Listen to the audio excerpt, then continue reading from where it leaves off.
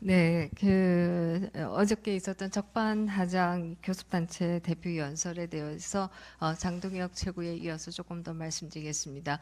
어저께 이 경제에 대한 비판이 굉장히 많이 있었습니다. 그래서 묻고 싶습니다.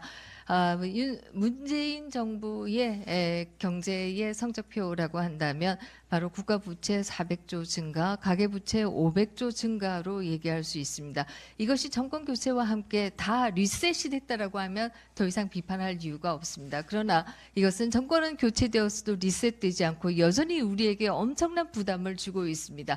한번 늘어난 예산은 줄어들기 너무나 어려운 게 사실이고요.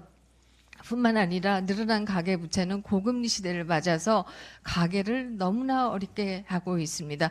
그야말로 가계가 지출할 수 있는 돈을 없애는 게 바로 문재인 정부 시절에 서울 아파트 5억짜리가 10억으로 늘어나면서 가계부채가 늘어난 때문이다. 이런 얘기 드리겠습니다. 뿐만 아닙니다.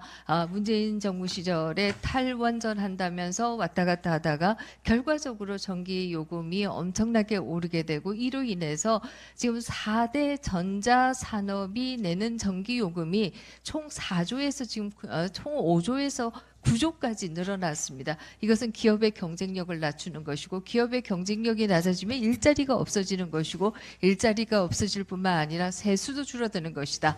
결국 누가 한국 경제를 어렵게 했는가라는 질문을 할 수밖에 없습니다. 뿐만 아닙니다. 역시 어저께 연설에서도 친일파리가 있었습니다. 이 친일파리에 대해서도 또 한번 얘기를 드리고 싶은데요. 이거야말로 제 눈 찌르기 제 발등 찌르기 논쟁이다. 그리고 우리의 국격을 낮추는 논쟁이다라는 얘기를 드리겠습니다. 최근에 많이 기사화되고 있습니다만은 문다혜 씨의 경우에는 고구식한 대학을 졸업한 것으로 나타나고 있습니다. 일본의 가장 극우적인 대학으로 알려진 곳이고요. 뿐만 아닙니다. 지금 아버지 얘기를 했는데요. 아버지의 부인이면 민주당의 어머니인지 잘 모르겠습니다만은 김혜경 씨의 경우에는 문정공파 27대 소원이라는 얘기를 했고요. 문정공파 27대 소원이라고 하는 그 족보를 찾아보면 그의 증조부와 고조부가 매일신보 그 당시 조선 총독부가 기관지인 매일신보에 따르면은 충주군 참사를 지냈고 또 내선 일체에도 관여한 것으로 이렇게 기사화가 되고 있습니다. 제가 여기서 말씀드리고 싶은 것은 제발 이런 제발등 찍기 논쟁은 이제 더 이상 하지 말자라고 하는 뜻에서 말씀드리는 겁니다. 마지막으로 개헌에 대해서 말씀드리고 싶습니다. 그동안에 민주당이 손 대는 것마다 다 망가뜨렸다 이렇게 얘기 드릴 수가 있습니다. 소위 검수완박한다라고 해서 수사권을 받은 젊은 경찰들은 그야말로 자살로 내몰리고 있는 그런 안타까운 상황이고요. 도둑과 사기꾼들은 큰 소리 치고 활보하고 있습니다. 또 이 국정원의 대공수사권을 폐지한 것은 역시 간첩들이 활개치도록 만들었다라고 얘기 드릴 수가 있어요. 그런데 이제 헌법을 개헌하자고 얘기합니다. 국회의장도 얘기하고 원내대표도 얘기합니다. 그런데 4년 축임제를 하려면 가장 중요한 게 무엇이냐?